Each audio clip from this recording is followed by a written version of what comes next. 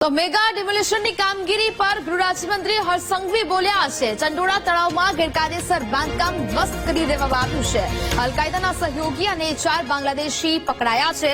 ઘૂસણખોરો પકડાયા તે વિસ્તારમાં ડિમોલિશન કરવામાં આવ્યું। જ્યાં સૌથી વધુ ડ્રગ્સ કાર્ટેલ પકડાયું ત્યાં ડિમોલિશન કરવામાં આવ્યું। જ્યાં 1 ઇંચ જગ્યા અમે ખાલી કરાવીશું તેવી વાત હર્ષ સંઘવી દ્વારા કરવામાં આવી। માનવતાને ધ્યાને રાખીને કામ કરવામાં આવશે। ડિમોલિશનની કામગીરી કરાતા 1.25 લાખ ચોરસ મીટર જગ્યા ખાલી થઈ ચૂકી છે।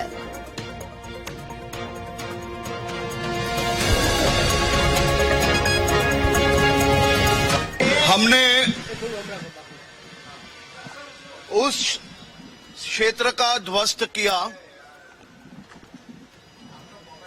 जहां से अल-कायदा के सहयोगी 4 गैरकानूनी बांग्लादेशी पकड़े गए थे। हमने उस क्षेत्र का ध्वस्त किया है जहां से अभी तक बड़े पैमाने पे ड्रग्स कार्टेल पकड़े गए हैं।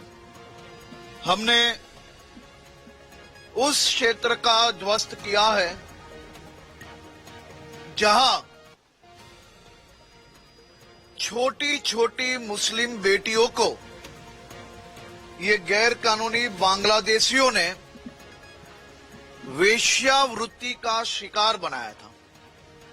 हमने उस क्षेत्र का ध्वस्त किया है जहां से बड़े पैमाने पे गैरकानूनी बांग्लादेशियों को पकड़ा गया है।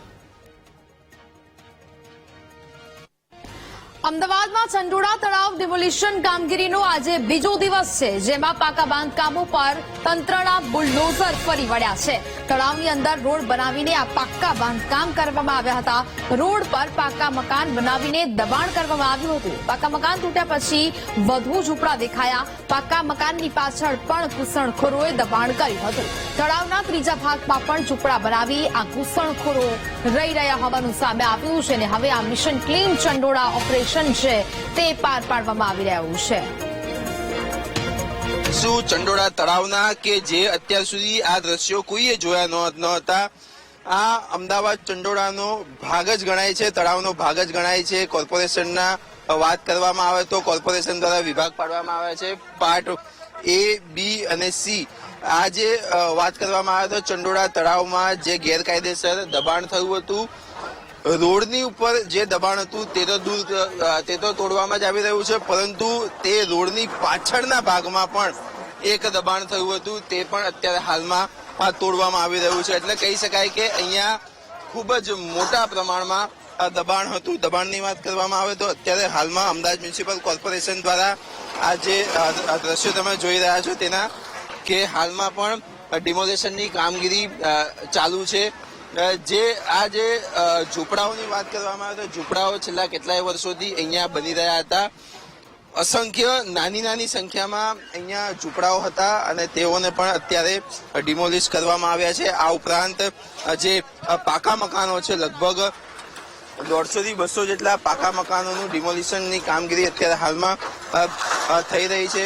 આ સાથે જ વાત કરવામાં આવે તો જે પાકા મકાનો હતા તે પાકા મકાનની પાછળ નાના ઝૂંપડા તૈયાર કરવામાં આવ્યા હતા। આમ ચંડોળા તળાવની અંદર જ એક રોડ બનાવવામાં આવ્યો હતો અને રોડની બંને બાજુ આ ઝૂંપડાઓ તૈયાર કરવામાં આવ્યા હતા અને આ ઝૂંપડાઓ ગેરકાયદેસર હતા। હાલમાં તમામ જે ઝૂંપડાઓ છે અને પાકા મકાન છે તેનું વાત કરવામાં આવે તો તોડવાની કામગીરી ચાલી રહી છે। ત્યારે જ્યારે આ સાફ થશે ત્યારે અમદાવાદનું ચંડોળા તળાવ કેવું અને કેવડું મોટું દેખાશે તે પણ જોવું રહ્યું। કેમેરામેન રાજેશ ગઢવી સાથે પાર્થ બેજાની, VTV ન્યૂઝ, અમદાવાદ। તો ઝૂંપડા બનાવીને આ ઘૂસણખોરો છે તે રહી રહ્યા હતા। પાકા મકાન તૂટ્યા બાદ વધુ દબાણો છે તે અહીંયા નજરે પડી રહ્યા છે। જોકે હવે આ તમામ જગ્યા છે તે અહીંયા ખાલી કરાવવામાં આવી ચૂકી છે અને અહીંયા ડિમોલિશનની કામગીરી છે હજી બીજા દિવસે પણ યથાવત છે. હજી પણ આ કામગીરી 2-3 દિવસ ચાલે તેવું હાલ તો લોકો કહી રહ્યા છે, કારણ કે મોટા પાયે અહીંયા દબાણો છે તે ઉભા કરી દેવામાં આવ્યા છે. ગેરકાયદેસર બાંધકામો ઉભા કરી દેવામાં આવ્યા છે. પાક્કા બાંધકામો પર તંત્રના બુલડોઝર હવે ફરી વળ્યા છે અને તેને જ લઈને આ કામગીરી આજે બીજા દિવસે પણ યથાવત જોવા મળી રહી છે.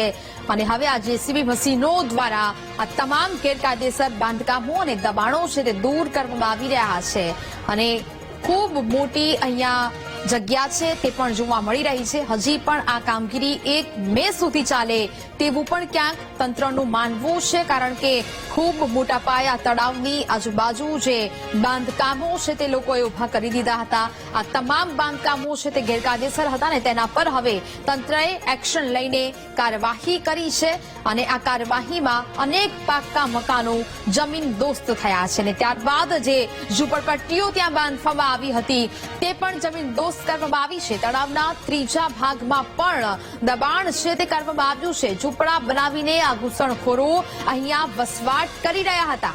એટલે હવે આ મિશન ક્લીન ચંડોળાનો આજે બીજો દિવસ છે ને આજે આ સમગ્ર ઓપરેશન છે તે પાર પાડવામાં આવી રહ્યું છે. જગ્યા ખાલી કરવામાં આવી રહી છે. ગેરકાયદેસર દબાણો પર બુલડોઝર ફેરવવામાં આવી રહ્યું છે.